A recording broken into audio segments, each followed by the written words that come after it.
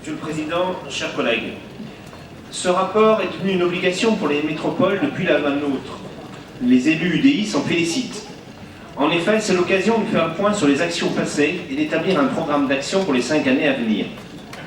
Le Grand Lyon, communauté urbaine puis métropole, a toujours eu une action très proactive vis-à-vis du développement économique. Je me souviens, il y a maintenant 20 ans, du plan Technopole imaginé par Jacques Moulinier sous la présidence de Raymond Barre. Depuis lors, les actions sont nombreuses. Soutien au pôle de compétitivité, dispositif LVE, démarche Lyon, soutien à l'Université de Lyon, développeur économique, accompagnement à l'international des entreprises et particulièrement des PME lyonnaises, etc. Globalement, le bilan est positif. Le Grand Lyon a su, au fil des ans, développer et entretenir un écosystème favorable aux entreprises. Mais faut-il le rappeler, ce sont les entrepreneurs qui investissent, ce sont les entreprises qui créent l'emploi et qui créent des richesses. Les rôles respectifs de la région et de la métropole dans ce programme d'action de développement économique ne sont pas clairement établis, et cela peut être une source de tension. C'était malheureusement prévisible, puisque lors des lois NOTRe et MAPTAM, les attributions de ces deux collectivités vis-à-vis du développement économique n'ont pas été tranchées de manière très claire. Pour revenir plus précisément sur ce programme d'action, les élus UDI souhaitent faire plusieurs remarques. Premièrement, concernant Saint-Exupéry, il y a 4-5 ans, lors des discussions sur la création de la métropole de Lyon, je vous avais interpellé, Monsieur le Président, pour que le territoire Saint-Exupéry soit intégré dans la métropole de Lyon. À l'époque, vous n'aviez pas entendu cette proposition. Pourtant, comment travailler sur le développement économique de la métropole sans l'aéroport de Saint-Exupéry? C'est la difficulté que vous avez dans ce rapport. Ces territoires étant hors métropole, vous ne les évoquez que très rapidement. Il y a là un vrai défaut d'efficacité et de légitimité démocratique.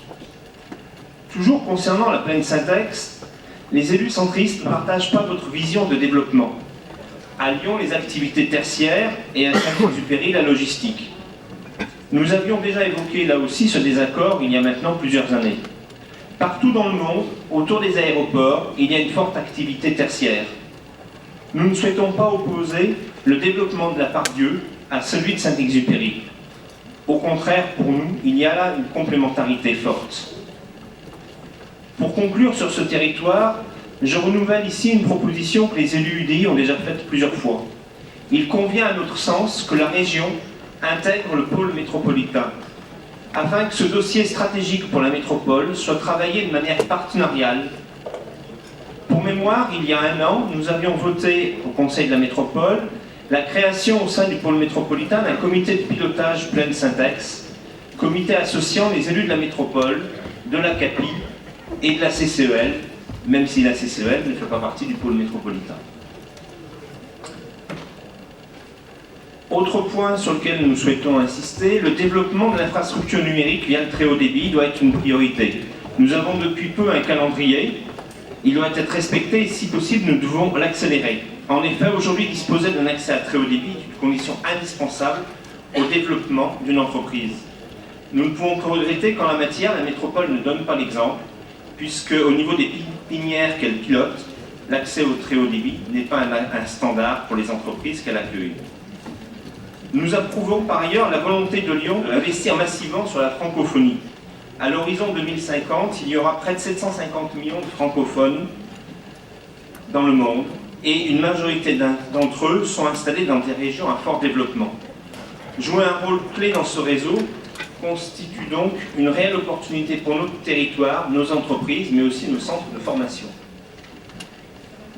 Les élus UDI sont attachés à la pérennisation et au développement du secteur industriel dans notre agglomération, particulièrement en lien avec les PME et PMI. Aujourd'hui, vous le rappelez dans le document, seuls 18% des emplois sont industriels.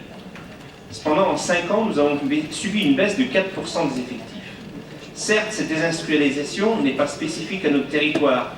L'actualité récente d'Alstom le démontre. C'est la conséquence directe d'une perte de compétitivité liée notamment à une fiscalité trop forte qui pèse sur le coût du travail. Nous aurons donc l'occasion en d'autres lieux et dans les mois à venir d'en reparler. Le développement de l'industrie doit néanmoins être une priorité de la métropole de Lyon.